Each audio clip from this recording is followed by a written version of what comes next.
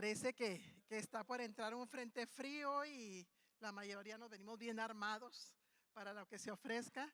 Llegamos hace una semana de Culiacán, mi esposo y yo, y a ellos les llamaba mucho la atención que ustedes estaban a 4 grados y allá estábamos a 32, 33. Me decían, ¿cómo pueden vivir así? Le dije, ahorita que veas el culto, le dije a mi hermana, junto conmigo, porque yo veo los cultos cuando no estoy aquí. Le dije, vas a ver a mis hermanas todas enchamarradas y con abrigo y con botas. Es el tiempo, le digo, de usarlos. Entonces, gracias a Dios porque Él está con nosotros en cualquier situación que vivamos, como decía ahorita la hermana, y tenemos que alabar su nombre, ¿verdad? Hoy vamos a tratar y voy a tratar de resumir lo más que pueda porque traigo 4 propósitos que quisiera que lográramos en esta mañana. Estamos por entrar al tema del divorcio. Y antes de entrar al tema del divorcio, el pastor quiere que demos una repasada al libro de No te conformes a este siglo, ¿sí? Como dice la palabra, no te conformes a este siglo, sino renovados por medio del entendimiento. Y entonces el objetivo del pastor es que hagamos un repaso de las diferentes etapas del feminismo para que cuando lleguemos al divorcio podamos tener un criterio más amplio para entender qué pasa en las parejas a la hora de que llegan a un divorcio. Y mi objetivo en esta mañana, si Dios nos permite y el tiempo también nos da, si no lo dejamos hasta donde lleguemos, sería el primer punto, diferentes etapas del feminismo. Vamos a ver las 3 etapas del feminismo y luego la introducción al divorcio y luego nos iríamos a la Biblia y al feminismo y terminaríamos viendo cómo el Señor Jesús dignifica a la mujer. Son temas muy actuales que nosotros como cristianos debemos de tenerlos frescos en nuestra mente para cuando se necesite poder dar una respuesta acertada y de acuerdo a lo que Dios desea que nosotros hablemos. Entonces comenzamos con diferentes etapas del feminismo. A finales del siglo XIX y principios del XX se inició un movimiento social en el que las mujeres constituyeron organizaciones de carácter cívico, principalmente para lograr que se les permitiera votar en elecciones y que pudieran tener una igualdad entre ellos. Entonces vean cómo las 3 olas que les dije del feminismo, el primero que fue en esta época era para que pudiéramos las mujeres votar, porque anteriormente no teníamos ese derecho de votar nosotras.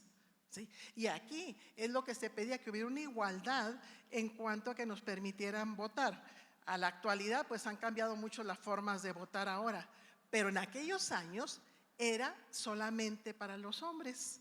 Y otra cosa, en ese mismo tiempo del feminismo, también estaban ellas peleando, podemos continuar, también estaban ellas peleando de que tuvieran libertad de poder estudiar. Las que Dios nos permitió tener una carrera universitaria, nos daríamos cuenta que si hubiéramos nacido en ese tiempo, no lo hubiéramos podido hacer. No era permitido.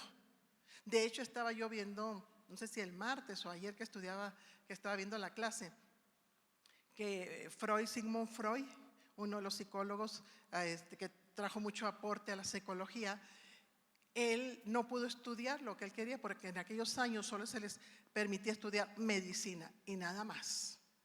Entonces, después de que estudia medicina, va con un psiquiatra y empieza de forma individual él a estudiar la psicología, pero no porque le permitieran en una escuela. Entonces estaba muy limitado el estudiar, era para hombres solamente y dependiendo de donde eran, él no lo pudo hacer porque era judío, pero dependía de donde traía raíces, no era él, traía raíces de sus familias y por eso no podía estudiar lo que él quería. Desde este momento surgió la base para el movimiento feminista que en sus inicios demandaba no solo la igualdad en el ejercicio del voto, sino el acceso a la educación y capacitación profesional. ¿Sí? Dios es tan fiel, Dios es tan sabio, hermanos, que en muchas ocasiones nos manda a prepararnos para poder servirle a Él. ¿Sí? ¿Están de acuerdo conmigo quien haya podido llegar a una carrera universitaria, el saber que si estamos aquí es para Él? Y que muchas de nosotras, yo siempre les he dicho, yo estoy convencida de que yo fui escogida desde antes del vientre de mi madre para lo que el Señor necesitaba que yo hiciera, porque todo se lo debo a Él. Él fue el que abrió caminos, fue el que puso todo lo necesario. Y en este tiempo no se le permitía a la mujer, aunque tuviera capacidades, no se le permitía que pudiera tener una capacitación profesional y a gozar de oportunidades laborales sin ser discriminadas por el hecho de ser mujeres. Actualmente ya no hay ese problema, ya encontramos mujeres que pueden manejar un tráiler, levantar, no sé, un tractor, o sea, usarlo, lo que anteriormente pues no se permitía. Entonces, esta fue la primera ola del feminismo, que era, pedían las mujeres que se les diera oportunidad al voto y segundo, que pudieran estudiar una capacitación o una carrera universitaria y también que no se les discriminara en las labores que estaban diseñadas solamente algunas para los hombres y algunas para las mujeres, ¿sí? Más adelante vamos a ver cómo la Biblia lo va a confrontar y cómo nos habla del rol que nosotras como mujeres debemos de tener en la sociedad y en la iglesia. Continuamos, por favor. Uno de los factores que contribuyó enormemente al logro de las demandas del movimiento fue el de las guerras mundiales. Fíjense, si bien es cierto, las guerras traen mucha destrucción y traen mucha catástrofe, es increíble cómo las guerras también traen cosas, no puedo decirlo buenas, pero que pueden ayudar a la sociedad. Por ejemplo, aquí ayudó para que ellas pudieran tener esta facilidad de poder estudiar y de votar.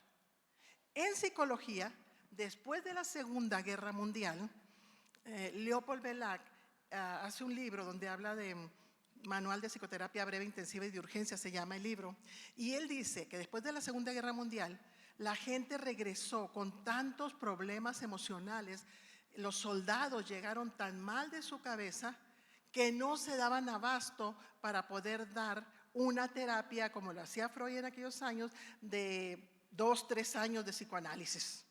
Y entonces ahí surge la necesidad de una terapia breve, intensiva y de urgencia que sea 6 semanas donde se pueda trabajar con el paciente y pueda salir adelante de su trastorno o de lo que tiene. Pero fue a raíz de la Segunda Guerra Mundial. Entonces vean cómo en medio de todo el caos que vivimos, Dios busca una salida para nuestras vidas. Pudiéramos decir nosotros, estoy pasando lo peor, pero dentro de eso peor, Dios está preparando lo mejor para nuestras vidas. Entonces, después de esto, es cuando viene a la mitad del siglo que hicieron que la mujer ocupara puestos de trabajo que los hombres daban, que ellos siempre eran los que daban la batalla, ellos siempre eran los que estaban en este puesto. Pero después de estas guerras ya hubo la necesidad de que las mujeres entráramos. Cuando hablamos los pastores o yo con parejas, les digo, debemos de estar preparadas las mujeres para acompañar al esposo, como dice la palabra, hasta que la muerte nos separe y poder estar listas para entrar cuando sea necesario. Y ahora sí, voy a citar lo de la palabra, para subirle los brazos, ¿sí? Porque muchas veces el hombre ya se cansa por la edad, por enfermedades, etcétera. Y qué bonito es que Dios nos levante a las mujeres para decir, ahora tú síguele un poquito, para que pueda ser la persona idónea, que ahorita más adelante vamos a ver también el concepto de idóneo. Continuamos. Vean cómo vamos en la primera. El movimiento evolucionó conquistando nuevos frentes de igualdad en una lucha que se veía como legítima. O sea, era legítimo pedir que votáramos, ¿sí? Era legítimo pedir que nos permitieran estudiar, sí. Era legítimo querer ingresar a otras áreas de trabajo, sí, también. Así se veía al principio, justa y éticamente correcta. A todo este periodo histórico se le ha definido como la primera ola del feminismo, ¿sí? ¿Listos? Porque yo quiero que cuando mi pastor les pregunte, ustedes digan, sí, nos explicaron las 3 olas muy bien y ya las tenemos aquí en la mente, sí. Vamos a la segunda, continuemos por favor, sí. El feminismo, sin embargo, evolucionó después de las guerras, tratando de conquistar objetivos que tenían ya poco que ver con las luchas iniciales por derechos sociales y civiles. O sea, se pone un objetivo, pero luego se va cambiando y se sale a veces de control, como vamos a ver más adelante. Y su primera iniciativa, o su primer postulado, su primera petición, como usted quiera llamarlo, era legítima, era correcta. Pero vamos a ver cómo fue evolucionando y nos vamos a los 80. Seguimos, por favor. En la segunda etapa de la lucha feminista inicia después de los 60. Centró sus demandas en aspectos morales, tales como el derecho al aborto y el ejercicio libre de su sexualidad. Mire, empezó desde los 60. A mí, los que son de mi modelito, se van a imaginar, se van a acordar que inició en los 60, pero en los 80 estaba fuerte todavía el auge de los famosos hippies. ¿Sí? ¿Y qué pedían ellos? Ejercicio libre de su sexualidad. Yo me acordé mucho de esto porque yo acababa de entrar a la escuela de psicología cuando trajeron para una semana de psicología a un movimiento que se llamaban los Orcones. Ellos se establecían en Sonora, entre Hermosillo y Obregón, por ahí. Y vinieron, y a mí me impactó mucho, sobre todo a mí, porque ellos eran psicólogos conductistas que seguían a Skinner. Skinner fue un psicólogo que aportó mucho sobre el estímulo-respuesta en las personas. Pero ellos, les digo, me impresionó mucho porque yo vengo de una iglesia conservadora y cuando los vi a ellos vestidos así de hippies y una mujer para varios hombres, o sea, un hombre para varias mujeres, como lo hacían ellos, a mí me impactaba mucho, me impactó mucho. Pero ellos manejaban que su estandarte era el tener libertad en su sexualidad. Eso no es lo que dice la Biblia. Eso no es lo que nosotros hemos aprendido. Gracias a Dios que nos está dando la oportunidad de poder saber la etiología, la raíz de lo que ahora se está viviendo como un feminismo radical. Pero desde acá venía ya. Les hablo de los 60, 70, 80.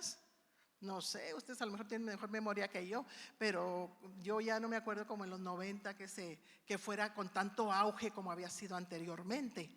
Y aquí esto es lo que ellos pedían, que es la segunda ola del feminismo. Continuamos, por favor. Y ellos pedían mucho. Desde entonces se pedía el derecho al aborto y si ustedes se acuerdan, estaba penalizado, había muchos hospitales clandestinos donde la gente lo hacían porque era lo que querían, pero no estaba legalizado, ni siquiera había hospitales donde pudieran hacerlo. Pero ya desde entonces las mujeres tenían esta petición en la mesa.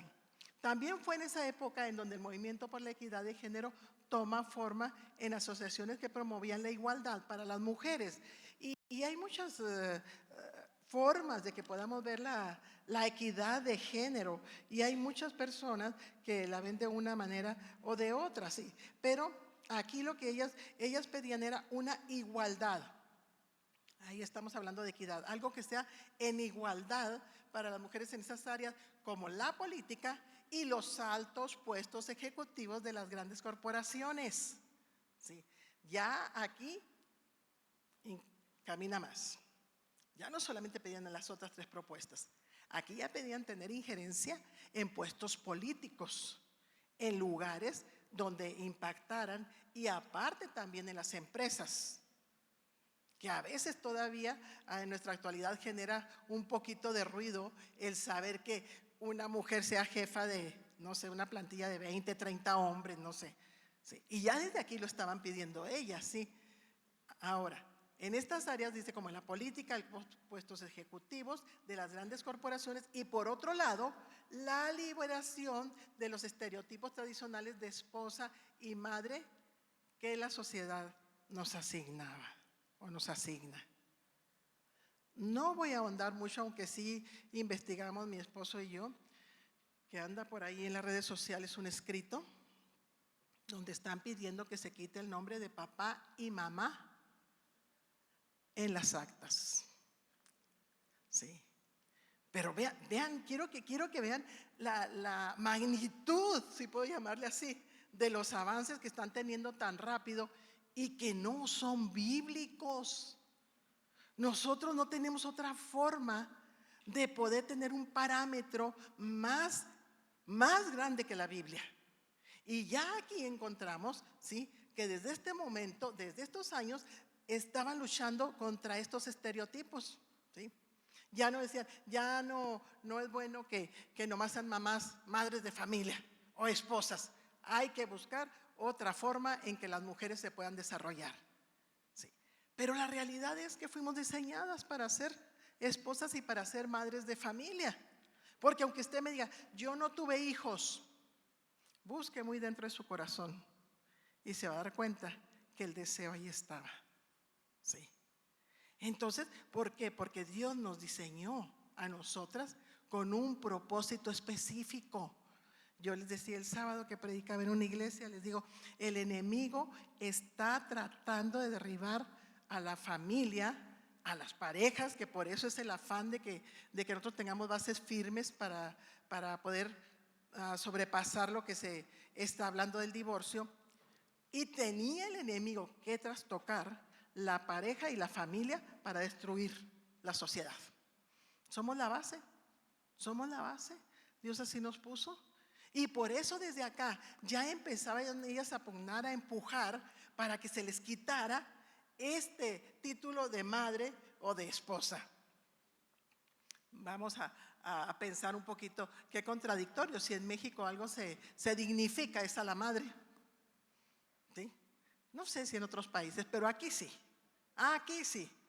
El 10 de mayo es 10 de mayo y caiga en el día que caiga y lo celebramos y lo festejamos y qué bonito saber que nuestros hijos estén con nosotros porque le damos un valor superlativo por la cultura donde nosotros vivimos. A lo mejor en otros países no, pero aquí sí, aquí sí.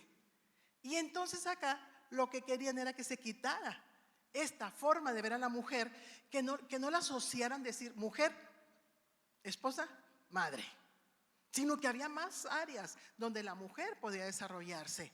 Continuamos, por favor. La denominada, bueno, la segunda ola entonces fue esta, donde se querían quitar los estereotipos de lo que se tenía de las mujeres y buscar un acceso en este momento para ellas, para otros lugares más amplios como la política y como también a empresas. Y nos vamos a la tercera ola, ¿sí? Que en esta tercera fue la denominada, inicia en los primeros años de la década de los 90. Tenía ya como objetivo la independencia total de la mujer, cualquier rol o función social como propia de su género. Fíjense, ahorita tenemos problemas con los roles en las parejas, pero ¿desde dónde venía? Desde allá. Y duraron años y luchando para que el rol de mujer no se diera como tal, ¿sí? Y ellas pedían también que su función social fuera propia, como propia de su género. La libertad total, sin remordimientos morales, ha sido su emblema siempre. Pero ¿sobre qué fueron en la tercera hora? Sobre el rol de las mujeres. Que se quitara el rol que tenemos. ¿Cuál rol? De amas de casa, de esposas, de madres, de abuelas, de ser mujeres que podamos servir donde quiera que nos encontremos. Y esta era un ataque directo o una propuesta directa a la independencia de la mujer. Ser independiente totalmente.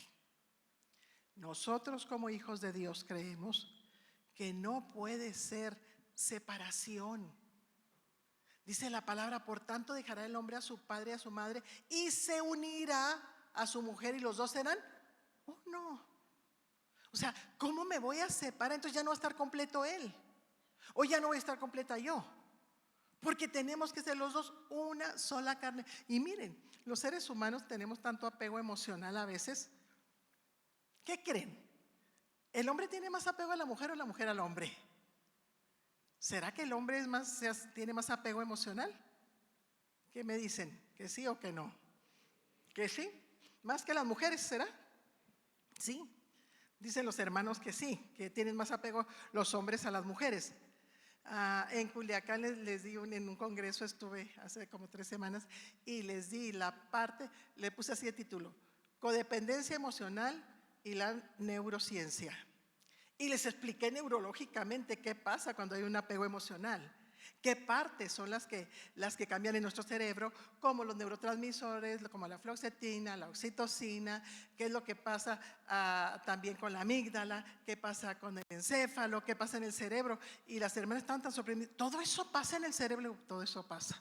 Por eso es difícil a veces quitar los apegos, ¿sí? Pero aquí, ¿qué se buscaba? Que no hubiera este apego, que la mujer se hiciera independiente, que se separara, ¿sí? El enemigo siempre va a querer separarnos de los principios bíblicos, eso es obvio. Y tenemos que pedirle al Señor que nos dé sabiduría, que nos dé inteligencia, que nos dé incluso palabra de ciencia para poder retener lo bueno solamente. Porque a veces las propuestas que nos están dando no se ven tan nocivas. Pero veamos cuál es el objetivo que quiere el enemigo. Yo escuchaba las nuevas ideologías cristianas y dije, Cristo poderoso, qué bueno que estamos en el Redentor en Chihuahua con nuestra forma conservadora, porque ahora andan con cosas que digo yo, ¿cómo se les ocurre si ni siquiera tiene tonalidad, nada, ni maquillado de Biblia? Están queriendo que la gente tenga, no sé, la famosa risa santa o el que vomite ciertas cosas. Que yo digo, Javier, ¿qué dice la Biblia respecto a esto? Esa es la finalidad. Y alguien nos preguntaba a mi esposo y a mí que cómo se maneja aquí en la iglesia. Le digo, nosotros tenemos escuela dominical, nuestros pastores nos dan escuela dominical para poner las bases firmes, que el enemigo no gane ventaja, que no nos engañe. Sí, veamos el trasfondo de las cosas. Entonces, en esta tercera ola querían una independencia total. Continuamos. Sí. Vean cómo aquí una de las representantes, ella fue una de las, fíjense lo que dice, una de las representantes de esta tercera ola del feminismo, Rebecca Walker, así como lo leyeron junto conmigo, así, porque el inglés ya saben que no, el Señor me mandó nacer en México y batallo. Escribió hablando de los hombres, miren lo que dijo: no voten por ellos a menos que trabajen para nosotras.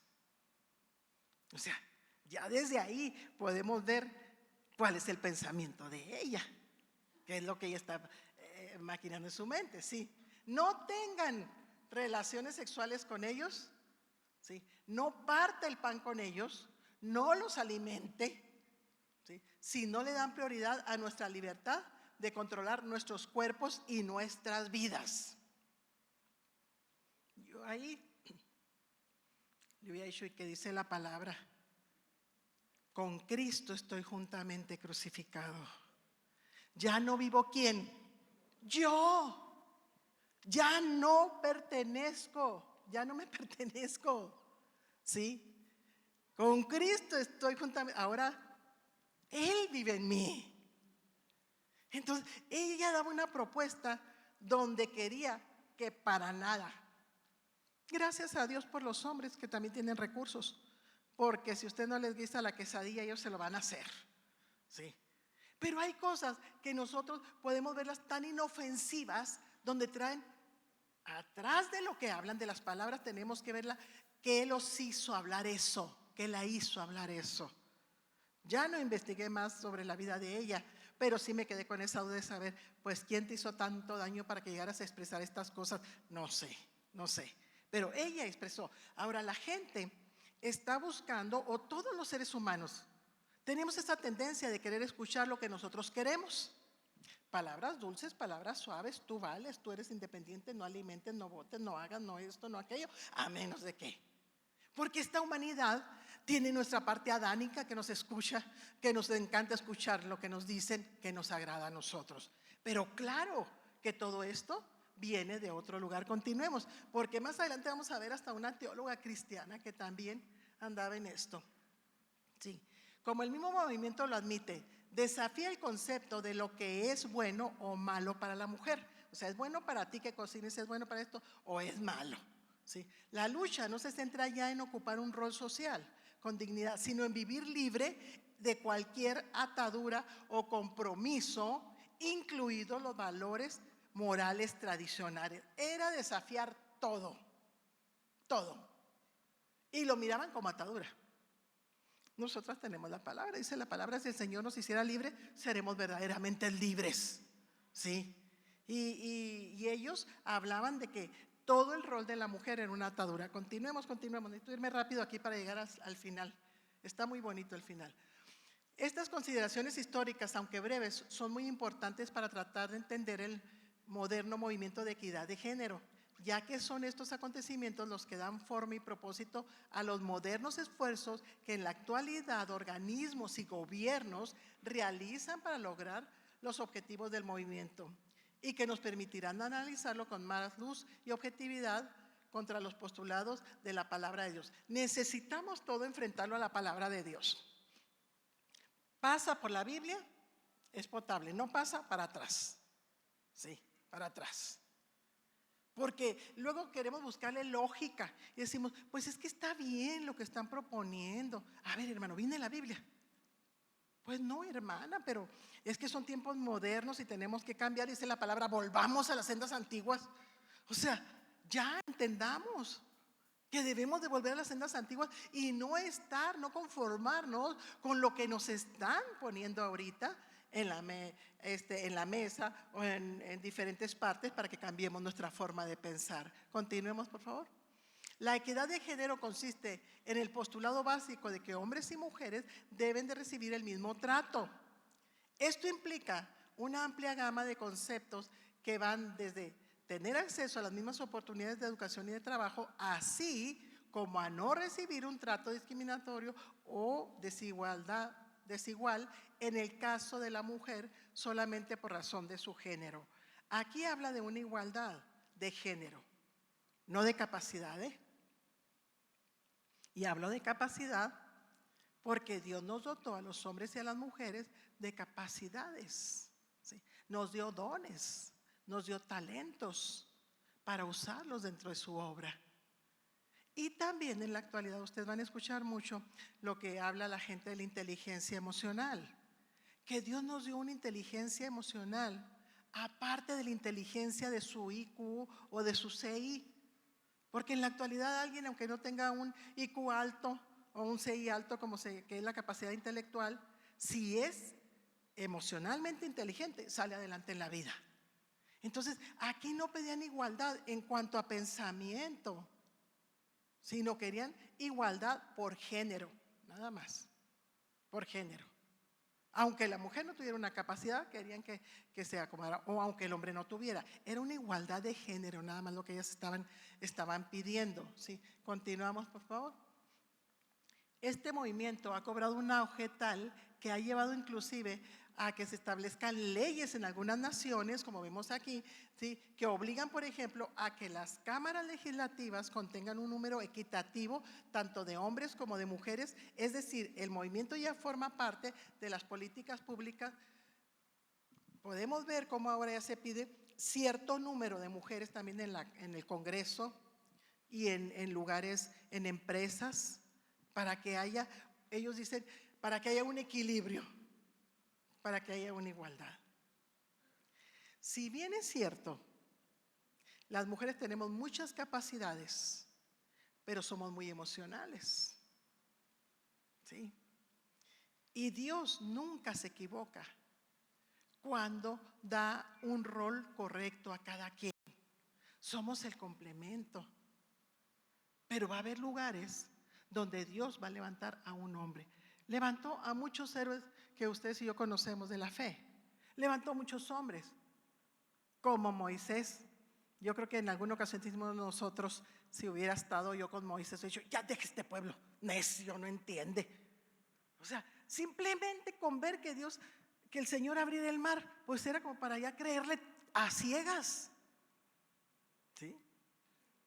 Pero a veces así somos los seres humanos. El Señor nos muestra su amor y volvemos a dudar. Y lo vuelve a mostrar y volvemos a dudar.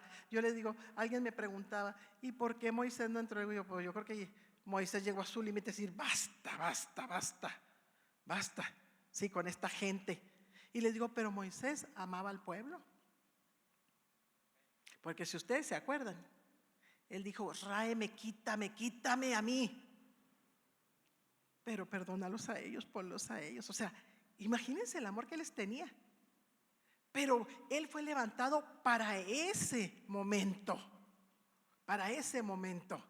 Entonces, bueno, aquí vemos cómo sí, no estamos nosotros satanizando la idea de que haya mujeres también, no, para nada, porque creemos en que la mujer también tiene capacidades de parte de Dios para servir, pero no como una imposición de decir voy a derrocar al hombre, como es la tercera ola que está ahorita, de minimizar al hombre y de no darle el lugar que Dios le dio. Nosotros no se lo dimos, hermanas, se lo dio Dios. Y nosotros vamos a respetar los roles que Dios ha establecido. Continuemos, por favor. Este movimiento busca básicamente la igualdad en los roles que hombre y mujer desempeñan en la sociedad, alentando la alienación de la mujer a sus roles tradicionales de madre y esposa. Fíjense, aquí lo que busca es una alienación. Y yo busqué la definición de alienación porque nosotros lo manejamos en psicología, la alienación parental, cuando los padres le hablan mal de su otro padre a los hijos para hacerlos para con ellos. Pero la definición de alienación dice: proceso mediante el cual las mujeres se sienten desconectadas, insatisfechas o en conflicto en algo. ¿Qué es lo que estaba buscando esta tercera ola? Miren aquí, que la mujer se sintiera, ¿sí?, no acomodada, que no le agradara, que estuviera inconforme en el rol de madre y de esposa.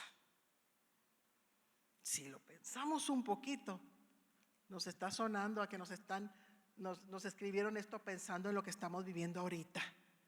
No es posible que una mujer no acepte el rol que le corresponde a la hora de casarse y que diga: no, es que no me gusta, a mí no se me da esto, a mí no se me da el ser madre de familia, a mí no se me da el ser esposa, a mí no se me da.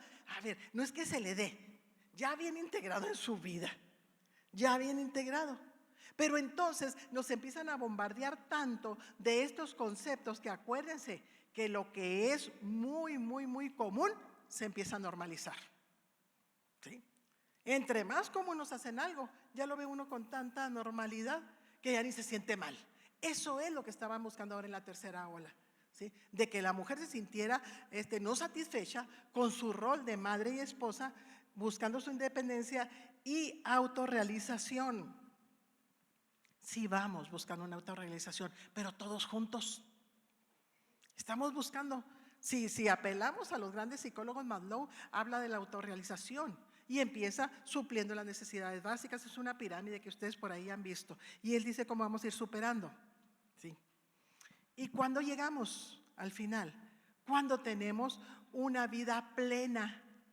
Y esa vida plena usted y yo la hemos tenido aquí. ¿Se acuerdan de aquel canto que decía: ¿qué más puedo yo desear si lo tengo todo en Él? Él conmigo siempre va, nunca, nunca temeré. Vean cómo no podemos darle una oportunidad pequeñita al enemigo. Con una sola palabra nos lleva a estar inconformes. Y tenemos que desecharlo e irnos a lo que dice la palabra. Dice aquí: definiendo los esquemas en donde las esposas es la base del hogar y pilar de la formación de sus hijos como sistema patriarcal o machista. O sea, ellas dicen, en todos los hogares o se interpreta que donde un hogar hay una mamá es porque hay un papá machista. Pero no siempre es así. No podemos generalizar. ¿Que habrá esposos machistas? Pues sí. ¿Que habrá hombres que violentan a las mujeres? Pues sí, no lo podemos negar. ¿Sí? Pero no es una generalidad. Nosotras, esto es algo tan fácil como ustedes lo van a poder asociar. Cuando papá está en una casa, por lo general papá siempre está trabajando porque va a proveer para la familia.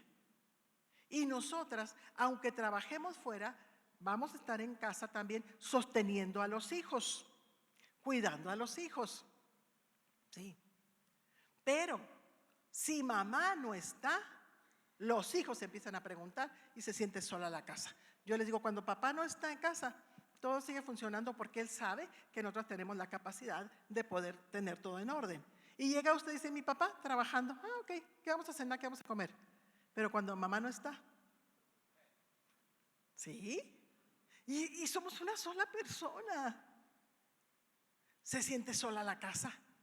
¿Y qué vamos a comer? ¿Y qué dicen los papás? Ahorita compramos. Ellos son muy prácticos.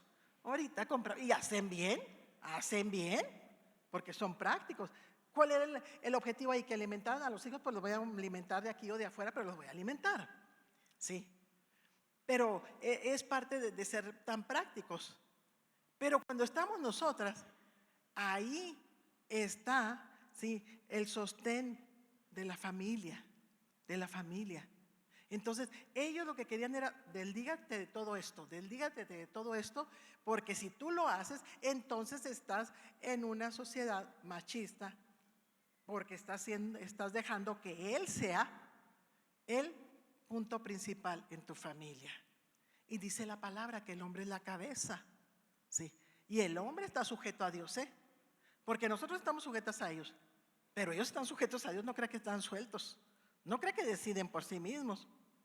Dios es tan fiel que cuando nosotros le honramos, Él nos honra a nosotros. Y entonces debemos de ser inteligentes, hermanas, para poder decir, sea hecha tu voluntad, Señor, y no la mía. Si tú dijiste así, así estamos. Y entonces Dios prospera nuestros caminos. Pero sí, la mujer es clave en la casa, en la familia. Sí. Y a veces tenemos que pedirles ayuda para tareas, para ciertas cosas de nuestros hijos. O es más, hermanas, cuando ya no podemos, ay, te dejo ese muchacho porque ya no puedo con él. O ay, te dejo esa muchacha porque ya no puedo con él. Pero somos el complemento, somos la parte idónea. Continuamos, por favor. Es aquí donde encontramos un área de conflicto con el concepto bíblico de la familia y en donde el movimiento entra en desacuerdo con la cosmovisión cristiana del rol de la mujer en la sociedad. ¿Vamos a ir a hacer la voluntad de Dios a donde Él nos mande? Sí, pero teniendo como base los principios bíblicos y una familia que nos sostiene, una familia que está ahí para proveer lo que nosotros necesitamos, ¿sí? No podríamos, hermanas, nosotras solas trabajar para el Señor si no existiera un hombre que está ahí sosteniéndonos. Porque nosotras empezamos, y me dijo y le hice, ¿qué voy a hacer? Y él dice, ay, no le hagas caso, duérmete. Y dice, gracias Dios, ¿sí? Porque si no, vamos a estar sobrepensando nosotras. No podemos seguir con un ministerio en la obra del Señor si no hay un hombre que aporte económicamente a la casa y que dé el sostenimiento que se necesita, ¿sí? Tenemos que tener muy en claro los principios para que el enemigo no venga y nos engañe. Continuamos, por favor. Inclusive en el campo de la teología, lo que les dije yo ahorita, el feminismo ha encontrado un área de debate. La más reconocida teóloga feminista es Elizabeth. No les leo lo que sigue, vámonos, nos quedamos con Elizabeth. Menciona como introducción a su tratado de la teología feminista que el análisis del movimiento de liberación de la mujer ha puesto al descubierto las estructuras sexistas y los mitos de nuestra cultura y nuestra sociedad. ¿Qué es un mito? Bueno, yo les voy a decir lo que dice un libro. Ahí ustedes lo analizan. En ese libro se trabajan los mitos y las falacias. Y nos dice el escritor que las falacias son mentiras. Así, sin base. Pero un mito es cuando se le da un razonamiento a algo que no tenemos nosotros cómo explicarlo. Hay mitos familiares tremendos que todos hemos aprendido. Me voy a ir desde un mito común, coloquial, para que podamos profundizar ahorita en estos mitos. Como por ejemplo, agarramos el pepino y le cortamos las orillas y lo vamos a frotar. Yo le pregunté a una química cristiana, le dije, dime tú, cuando le hago al pepino así se activa, no sé, algo que contenga el pepino, alguna enzima, algo, yo no sé, algo. Me dijo, nada, Marta. Ay. Y lo hacemos que porque no amargue. Eso es un mito. Lo estoy llevando a que se dé cuenta de lo que es un mito y para que vea cómo llega hasta lo cognitivo. Y le digo, yo, entonces, ¿por qué lo hacemos? Pues porque así lo hacía mi abuela, lo hacía mi mamá y pues voy a seguir yo y mis hijos lo van a seguir y mis nietos lo van a seguir. Mitos familiares como estos hay muchos, ¿sí? Que no son reales. A alguien le pasó y de ahí dijo, así debe de ser. Y lo seguimos. Un mito que acaban de pasar ustedes y que acabo de pasar yo son las famosas piernas que hacemos para Navidad, que tienen cierto peso. Y usted no, las encuentra en los lugares así de conveniencia, que son de cierto peso, casi todas son de cierto peso. No se pasa del peso. Y yo también me puse a investigar una vez. Iba a hablar sobre mitos y falacias en la sexualidad en la escuela y me puse a investigar sobre los mitos que había más comunes. Y dije, ¿por qué es este mito de las piernas? No entiendo. ¿Sí? Les hablo de las famosas piernas ahumadas, que casi todas son del mismo peso. Y pensando, porque hace muchos años una abuela tenía una pierna, pero su horno era chiquito. Y no le cabía más que de ese peso. Y la cortó. Y su hija lo empezó a cortar hasta que empezaron ellas a pedir que se lo dieran de esa medida en cierto lugar. Y de ahí se empezaron a hacer nomás de esa cierta medida. Nada tiene que ver. ¿Sí? Ya cuando yo creo que nuestra mente se abrió para que podamos analizar que también hay mitos que llegan a nuestra mente y los creemos. Nosotros no nos dejamos guiar por mitos. Nosotros vivimos por lo que dice la palabra y por fe, no por vista, ¿sí? Así que los mitos, esos son. Y aquí dice ella que estos mitos de la sociedad han venido a poner al descubierto las estructuras sexistas. Han buscado dónde pueden entrar para empezar a darnos, a adoctrinarnos, se le dice a veces, o a psicoeducarnos, como dirían mis colegas, hacia otra forma que no es lo que Dios está planeando para nuestra vida. Continuemos, por favor. Así como el racismo identifica y oprime a las personas solo por su color, el estereotipo de los sexos limita a las personas solo por su género, ¿sí? Que las mujeres ahora, personas culturalmente oprimidas, en ellas es una realidad. Así como no aprobamos nosotros el racismo para nada, como me encanta la palabra y el Señor, que Él no hace excepción de personas, ¿sí? Y es tan bonito cuando uno encuentra hermanos de otras culturas, de otros países incluso, y que uno los ve alabar al Señor y los ve y dice uno, wow, con qué emoción lo hacen, qué bonito se siente. El estar cantando un solo canto, todos en diferentes idiomas, es la cosa más maravillosa. Es un preámbulo de cuando estemos en el cielo. Nunca se ha imaginado cómo van a cantar allá todos en sus idiomas. Todos, ¿sí? Alabando al mismo Señor. Nosotros no creemos en el racismo, somos personas incluyentes porque incluimos a todos. Sí, el Señor incluye al pecador, claro que lo incluye para salvarlo, para perdonarlo. Entonces, no podemos estar de acuerdo con el racismo, pero tampoco estamos de acuerdo, ¿sí?, con que a las mujeres se les violente o que se les coarten sus derechos que ellas tienen. Continuamos, por favor. En sus argumentos asegura, por ejemplo, que por mucho tiempo la tradición cristiana fue registrada y estudiada por teólogos que consciente o inconscientemente entendieron las escrituras desde una perspectiva patriarcal de dominación masculina. A ver, sí puede tener ella parte en razón, pero no totalmente. Ese es el problema cuando nosotros no leemos todo el contexto, que cogemos una parte y nos quedamos con ella. En el tiempo antiguo, si bien es cierto, la mujer no tenía el mismo valor que encontramos ahora, ¿sí? Pero eso no le da derecho a ella a decir, es que la Biblia está polarizada. No, la palabra es viva y eficaz, ¿sí? Y usted y yo lo podemos constatar. Desde el momento en que estudiamos o leemos un texto hoy y le da un mensaje, ¿cierto?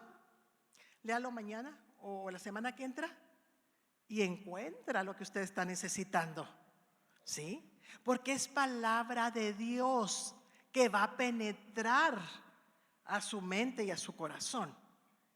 Pero hay personas que a veces interpretan la Biblia de acuerdo a como a ellos les conviene. Cuidado con eso, ¿sí? Y no es de ahora.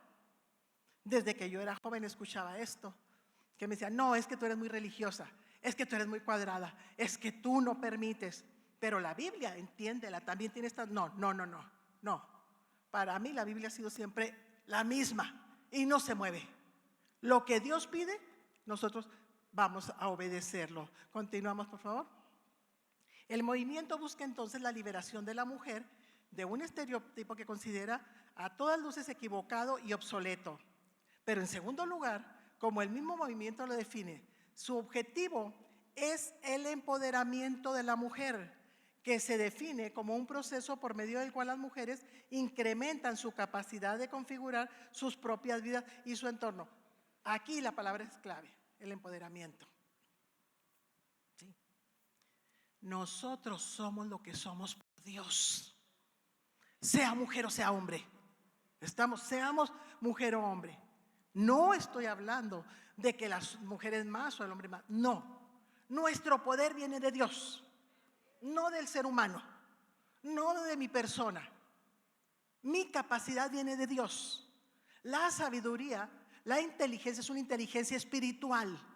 Entonces, yo tengo que aprender a vivir la vida no con el empoderamiento humano, sino con el empoderamiento divino. Porque dice la palabra que el mismo poder que tenía Jesús, que le levantó de los muertos, es el mismo poder que tiene usted y que tengo yo, sea hombre o sea mujer. ¿Sí? Entonces, nosotros debemos de creer en el poder de Dios para mi vida.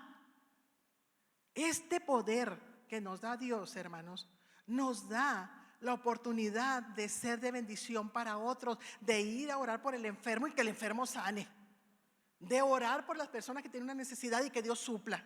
Es un poder que viene del cielo y que acomoda las cosas, porque dice la palabra que a los que le aman todo ayuda para bien, todo. Y me van a decir, ¿una enfermedad, hermana? Sí, ayuda para bien. Y un problema económico, ayuda para bien. Y un problema moral, ayuda para bien. Porque nosotros, nuestro empoderamiento no viene de lo que la cultura o la sociedad me diga, viene de Dios. Viene de Dios. ¿Sí? Entonces continuemos, por favor.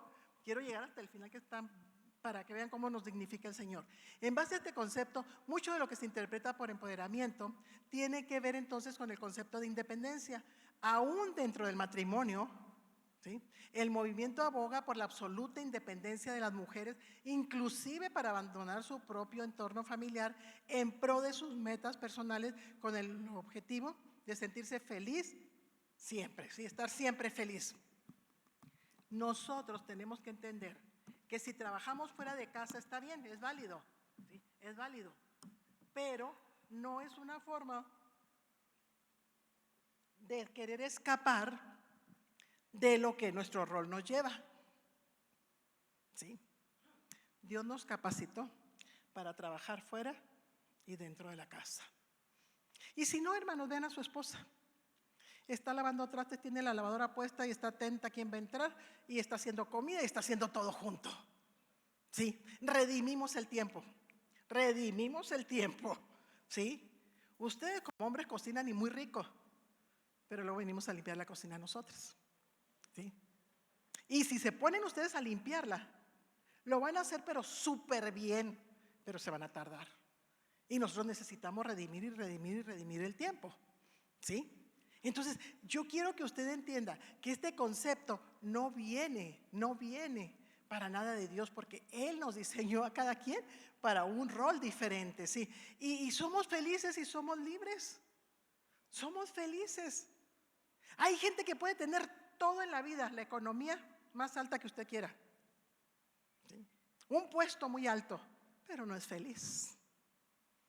Y ustedes venimos aquí ustedes y yo, y le cantamos, tú me haces tan feliz, tú me haces tan feliz.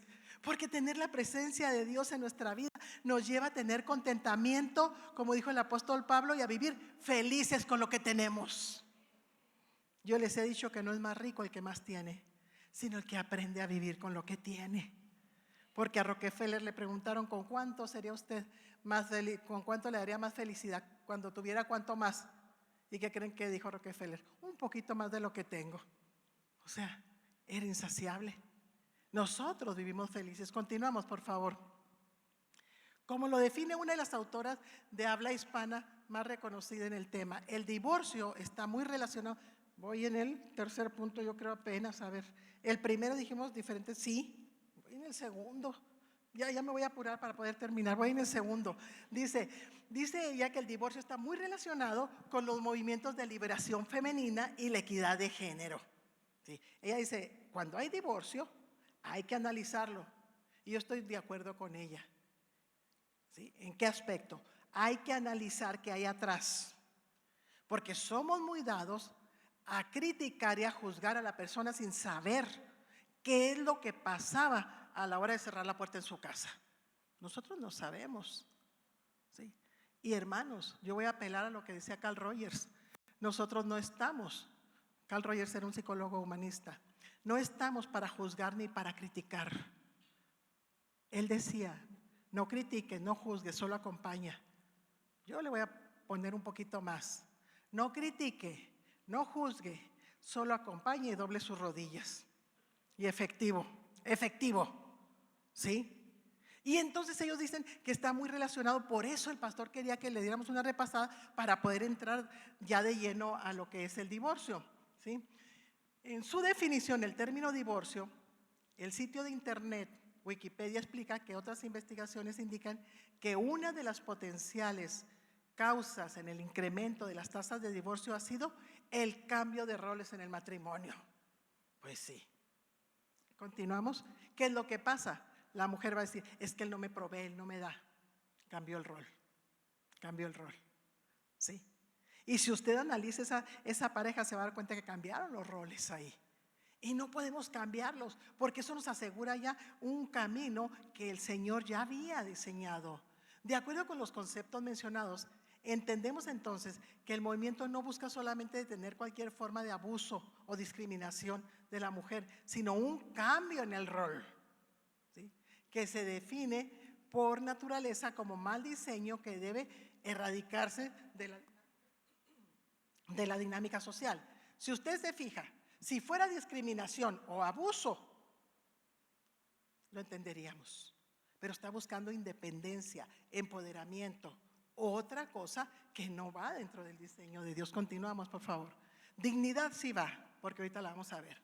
El resultado real, sin embargo, no ha sido necesariamente una disminución de la violencia o maltrato contra la mujer, sino un aumento en la tasa de divorcios. O sea, de los años que empezamos, desde principios del siglo XIX hasta la fecha, no ha habido menos abusos de mujeres ni menos violencia. Ha habido un alto índice en el divorcio. Eso es lo que debemos de buscar de raíz. ¿Qué es lo que está haciendo que se llegue al divorcio? Hace muchos años yo tenía un alumno en la escuela de psicología que él era diputado. Y yo le dije, oye hijo, estoy hablando de hace como 25 años, ¿por qué no han hecho una propuesta de que en el registro civil, en vez de hablar de anticonceptivos, que sí es importante y otras cosas, hablaran de unas pláticas psicológicas para la pareja? Que se conocieran cómo son en personalidad uno y otro, cómo piensan, qué patrones conductuales aprendidos traen, qué metas tienen, etcétera. Dije, pues para que no hubiera tantos divorcios, porque ya entonces había muchos divorcios, pues más ahora. Y luego se me quedó y dijo, ay maestra, casi me decía, qué ilusa, qué ingenua. Se me quedó y dijo, ay maestra, me dijo, porque nadie se casaría. Dije, ¿por qué? Pues no, dijo, si te das cuenta cómo es la otra persona, ya, ¿cómo piensa? ¿Para qué me caso? Y yo me quedé muy triste y dije, válgame, creo que mi propuesta no fue tan acertada ni tan oída. Pero ahorita lo que ha aumentado mucho son las tasas de divorcio, sí. Ok, continuamos. El postergar la decisión del matrimonio o sencillamente ya no considerarla en un proyecto de vida, como es la característica en la generación actual de jóvenes conocida como millennials, es otra de las consecuencias del movimiento. Obviamente, sí, esto es grave y esta decisión nosotros no la podemos concebir. Ahorita ya los hombres la piensan.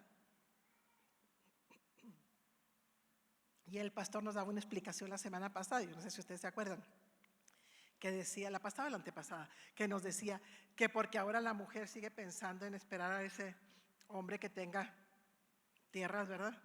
Que sea terrateniente, dijo, que tenga con qué mantener. ¿Y qué va a decir el hombre? No, pues no, ya ahorita es muy difícil para conseguir una casa. Y una casa de interés social es difícil. Imagínense, va a decir, pues ¿para qué quiero más problemas? Sí. Y yo, en la práctica clínica me ha tocado ver, ahorita me acordaba de una pareja, que ellos se iban a casar y él va después y digo yo, ¿qué pasó? ¿Te casaste? Me dijo, no, ¿por qué? Yo duré para procesarlo, ¿eh? Me dice, porque ella, cuando ya hablamos de planes de matrimonio, ella me dijo, pero yo quiero que tú me mantengas, yo no quiero trabajar. Y luego me le quedé viendo y luego, no, pues no, dijo, una persona que no tenga metas en la vida y que no trabaje y aporte para la familia, ¿para qué la quiero? Y yo, era su decisión, era su forma de pensar. Pero dije, Cristo bendito, ¿cuándo se cambiaron los roles? ¿Cuándo se cambió todo esto que ni cuenta me di? Vean cómo va cambiando y ahora encontramos gente, continuamos por favor, que a los 40 todavía está pensando si se casa o si no se casa. ¿Sí? En un artículo de la cadena de CNN se revelan los siguientes datos al respecto. Los adultos jóvenes de hoy en día van en camino a tener los índices más bajos de matrimonio para cuando cumplan los 40, en comparación con cualquier otra generación anterior. Si el ritmo actual continúa, más del 30% de las mujeres millennials estarán solteras a sus 40 años. ¿Sí? Ya ahorita ya no se busca el príncipe azul, sino el príncipe valiente. ¿Y qué dice el príncipe valiente? No, pues voy a ejercer mi valentía y huyo de aquí, ¿sí? O las mujeres también ya la piensan un poquito más. Entonces, vean cómo cada vez se está postergando más. ¿Sí? No voy a evidenciarles, pero muchas mujeres de aquí se casaron antes de los 20 o a los 20, ¿sí? Porque así era antes. Y ahora, ya muchas después de los 30, 40, ¿sí? Y si no, de rodillas ante Dios hasta decirle, no te dejo hasta que me bendigas, ¿verdad? Como dijo, sí, yo le sugiero eso, así como le dijo a Jacob, no te voy a soltar, Señor, si no me bendices. Así va a decir, Señor, yo quiero realizarme y hacer esto. Pero esto es a raíz de todo lo que estamos escuchando en la actualidad. Entonces, claro que tenemos que volver nosotros a las sendas antiguas totalmente. Continuamos, por favor. La Biblia, de sus primeros postulados en el Génesis, dignifica el propósito y papel de la mujer. Lo primero que la Escritura estableció es que al igual que el hombre, la mujer fue creada a imagen y semejanza. Génesis 1:25, rápido que nos lo pongan para avanzarle. Aquí nos habla de que Dios nos creó a imagen y semejanza de Él. Hombre y mujer. Hombre y mujer, nos creó a imagen y semejanza de Él. Yo creo que soy a imagen y semejanza de Él. Usted debe de creerlo. Se dice, y creó Dios al hombre a su imagen. ¿Y qué dice? A imagen de Dios los creó, ¿qué? Varón y hembra, a los dos. Si Él hubiera escrito aquí, a su imagen, al hombre los creó, pero a los dos. Entonces el Señor, claro, volvemos, nos está dignificando tanto a hombres como a mujeres. Aquí la Biblia lo dice y yo lo creo. Sí. Yo soy muy dada a orarle al Señor con la Biblia y yo les decía el sábado que predicaba en una iglesia, les digo, yo tengo una forma de cuando le digo, tú dijiste esto y yo lo creo. A mí eso me da una seguridad tremenda. Yo cuando oro y le digo eso, digo, acuérdate que tú lo dijiste y yo te estoy creyendo. Salga de aquí como una mujer dignificada y como un hombre que Dios le dio su lugar. Varón y hembra los creó, ¿sí? A su imagen y semejanza, ¿sí? A los dos. Su dignidad comienza desde el hecho de ser una creación divina con un elevado propósito. Génesis 2:18. La Biblia siempre nos va a dar la base. No hablamos solo palabras. Aquí hablamos la palabra de Dios con su base bíblica. El Señor nos está dignificando. Continuamos, por favor. Sí. La igualdad de la mujer en este aspecto no es nunca asunto de discusión en la Biblia. Así lo expresa Luis de Rivera en su poema. Ay, muy bonito poema, miren qué bonito. Dice, el primer matrimonio, cuando escribe, dar quiso Dios al hombre compañía, es como una poesía, igual en dignidad y hermosura. Qué bonito, ¿verdad? Hombre y mujer.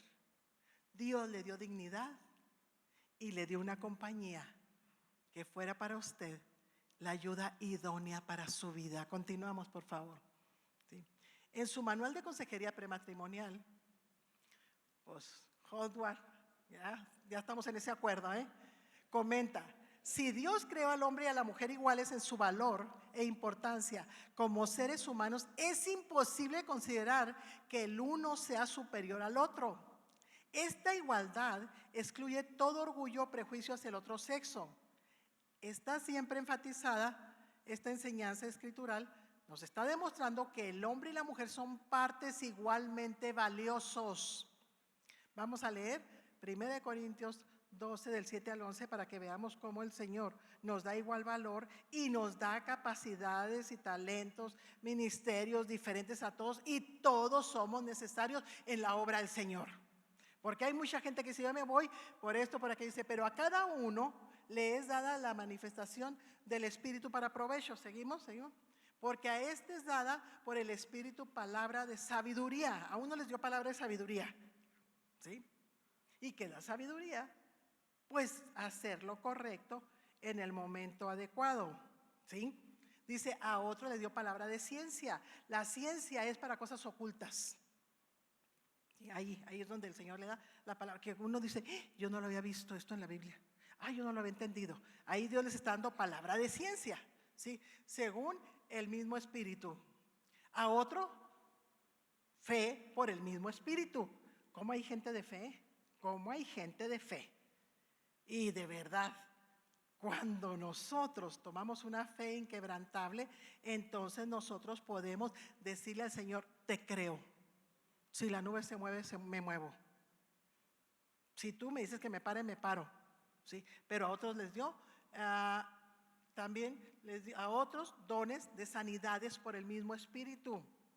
El Señor está usando en la actualidad, continuamos, a las personas en sanidad, a otros el hacer milagros, ¿sí? Profecía, a otro discernimiento de espíritus, a otros diversos géneros de lenguas y a otra interpretación de lenguas. Me regresan a las diapositivas, hijas, para poder concluir. Si ustedes se fijan, a todos nos dio, y continuamos, a todos nos dio diferentes formas de que nosotros podamos ser dignificados. Le seguimos tantito, pues estoy buscando ya terminar con aquí voy a concluir. Jesús mismo en su ejemplo dio dignidad a la mujer en una cultura por demás dominada por el hombre. Habló con la mujer samaritana y no debería de hablar con ella, porque judíos y samaritanos no deberían de hablar. Y segundo, era mujer. A la mujer adúltera es otro ejemplo, ¿sí? La honró. A la mujer adúltera aquí dice, dio un trato gentil y misericordioso a la mujer adúltera cuando le dice, ¿dónde están los que te acusaban? No, Señor, pues ya se fueron. Pues ni yo tampoco. Vete y no peques más, ¿sí? A la mujer que toca el manto, esa mujer que tenía un flujo de sangre de 12 años, honra su fe, honra la fe de ella.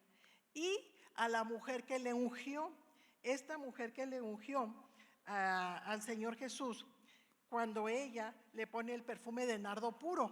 Este perfume, hermanos, costaba 300 denarios, que era el salario de un año de un jornalero. Y lo traduje a dólares, que era lo más parecido. Dice que eran de 30,000 a 50,000 dólares. Y ella lo hizo por amor al Señor. El Señor dignificó. Y seguimos por favor, terminamos con la mujer virtuosa del capítulo 31. Una mujer que era ama de casa, una mujer que era emprendedora, una mujer que incluso era empresaria, una mujer que era sabia, una mujer que tenía habilidades domésticas, una mujer increíble que se está describiendo ahí, que usted como hija de Dios puede ser y que yo puedo hacerlo si me pongo en las manos del Señor. No creemos nosotros, no nos conformamos a este mundo, sino que nos vamos a renovar por medio del entendimiento. Quiere decirle en esta mañana al Señor, ayúdame para poder entender el propósito que tú tienes, para renovar mi mente, para estar atento a lo que el enemigo quiere transversar, que no es tu palabra, que no es tu propósito, que no es tu voluntad, y yo solamente hacer lo que tú desees que yo sea. El Señor nos dignifica, hermanas. El Señor le levanta, hombre, porque quiere que usted sea el sacerdote del hogar, la cabeza del hogar, y que la familia tenga un cimiento firme, que el enemigo no pueda destruirlo. Pero necesitamos creerle en esta mañana a Dios. ¿Quiere orar por su familia? ¿Quiere orar por su esposa, por su esposo? ¿Quiere orar por sus hijos? Dígale, Señor, cúbrelos de toda ideología que no venga de ti.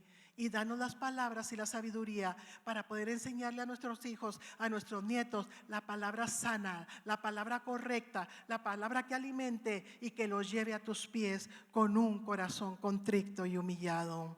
Padre celestial, estamos en tu presencia reconociendo que sin ti no podemos seguir. Como humanos estamos bombardeados de diferentes formas de pensar, pero como quisiera que cada